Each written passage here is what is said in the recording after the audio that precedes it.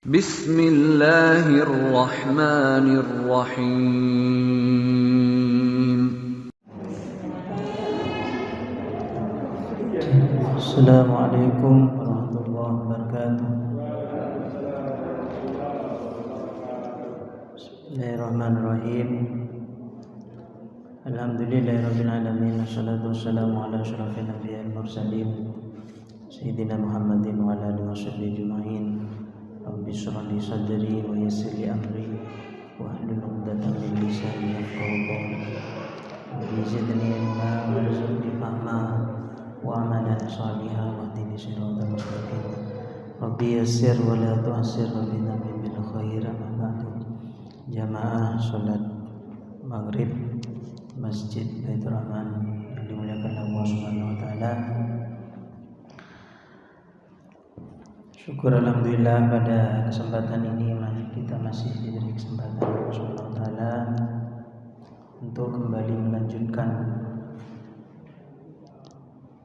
belajar bersama bagaimana membaca Al-Quran yang baik.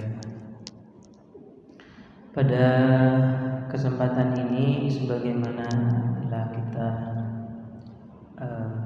bicarakan pada pertemuan awal, kita akan lebih banyak praktek ya Bapak Ibu, praktek membaca sambil nanti saya yakin Bapak Ibu sudah ada pengetahuan tentang ilmu tajwid, dasar-dasar atau teori-teori. Nah, sekarang bagaimana keilmuan yang kita ketahui itu diterapkan, dan itu merupakan seni. Jadi tidak semua orang yang paham ilmu kemudian bisa mempraktekkan ilmunya. Selain kita memohon kepada Allah Subhanahu wa taala untuk meminta keridhaan, karena ilmu itu adalah milik Allah. Jika Allah tidak berkehendak ilmunya untuk dipraktikkan, maka tidak akan bisa. Jadi sebagai bentuk kerendahan hati kita, jadi kita tetap memohon agar proses belajar membaca Al-Quran ini diberikan kemudahan Allah Subhanahu wa taala. Untuk itu mari kita awali dengan bersama-sama membaca suratul Fatihah. Mudah-mudahan Allah Subhanahu wa taala memberikan kemudahan dan memberikan ridhonya kepada kita untuk mempermudah belajar bersama membaca Al-Quran ini. Bi barakatil Fatihah. A'udzu billahi minasy syaithanir rajim. Bismillahirrahmanirrahim. Alhamdulillahi rabbil alamin. Ar-Rahmanir Rahim. Maliki yaumiddin. Iyyaka na'budu wa iyyaka nasta'in. Ihdinas siratal mustaqim. Siratal ladzina an'amta 'alaihim ghairil maghdubi 'alaihim waladdallin.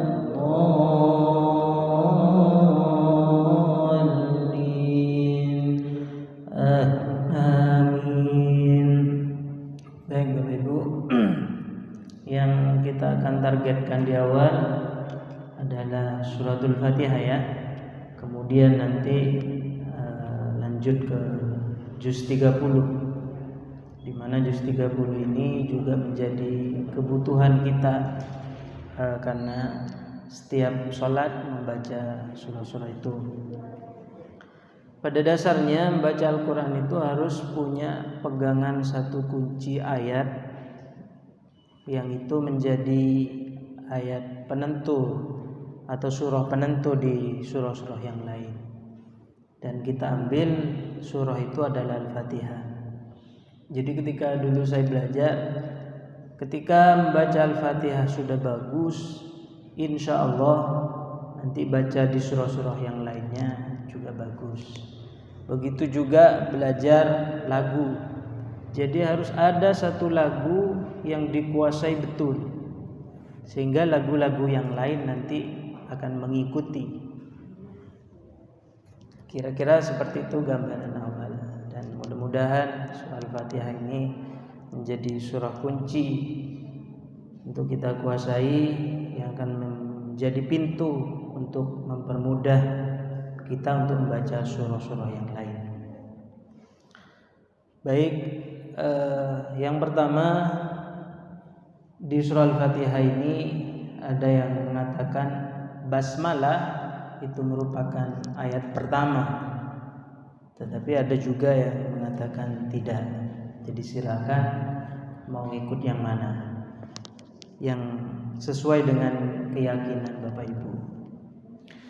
Jika kita menganggap bahwa mengikuti bahwa basmalah ini ayat pertama, maka tidak mau tidak ketika baca Al-Fatihah basmalahnya juga harus bagus, karena basmalah adalah ayat. Mari kita awali dengan ta'awud.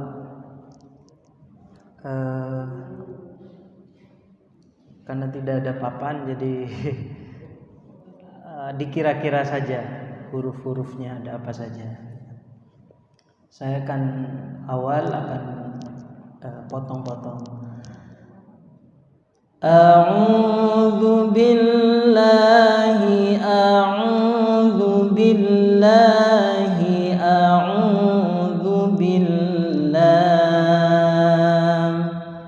Jelas ya?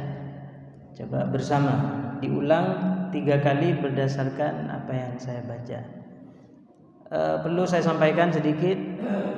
Jadi ketika ada proses belajar, yang pertama mencontohkan, kemudian diikuti, kemudian itu disebut metode Jibril. Jadi ketika malaikat Jibril membaca, kemudian diikuti Nabi Muhammad, terus seperti itu. Begitu juga di tahsin ini. Jadi saya dulu, kemudian diikuti oleh Bapak Ibu, seperti itu. Saya ulangi lagi di ta'awud. A'udzu billahi 1,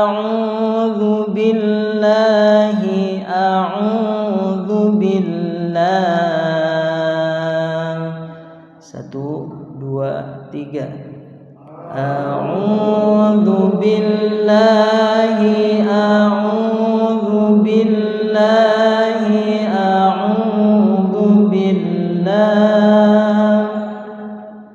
Nafasnya kuat?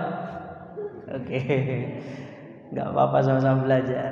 Jadi yang dibutuhkan ngaji bukan cuma tajwid, Bapak Ibu. Jadi nafas, kemudian suara yang terlepas. Jadi kalau suaranya terlepas, insya Allah bagus ngajinya. Karena kata guru saya dulu, setiap kita itu punya suara emas, tetapi tidak semua di antara kita mampu atau bisa mengeluarkan suara emas kita. Entah karena malas, jadi nggak keluar-keluar emasnya. Maka dari itu proses belajar ini untuk mengeluarkan suara emas kita masing-masing sebagai ciri khas. Saya ulangi lagi, di situ ada huruf hamzah a, Jadi tugas kita dalam makhraj adalah membedakan a, kemudian a, buka ukurannya 2 a. Jadi ketika ukuran mulut ini membukanya kurang, maka secara otomatis suara akan menyerupai ain, a. Jadi terlepas a.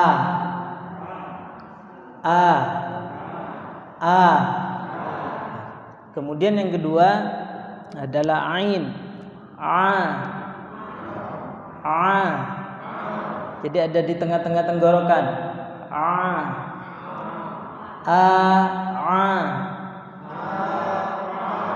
Sekarang ta'awud,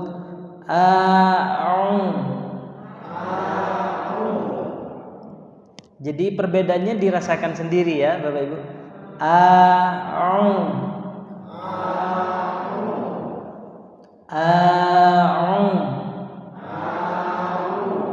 Kemudian zal, a'udzu.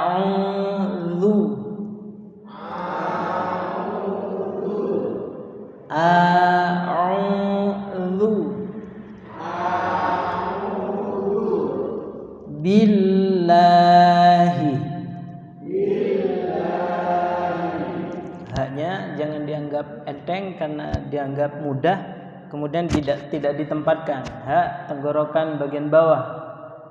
Billahi. Billahi. Sekarang disambung. A'udzu billahi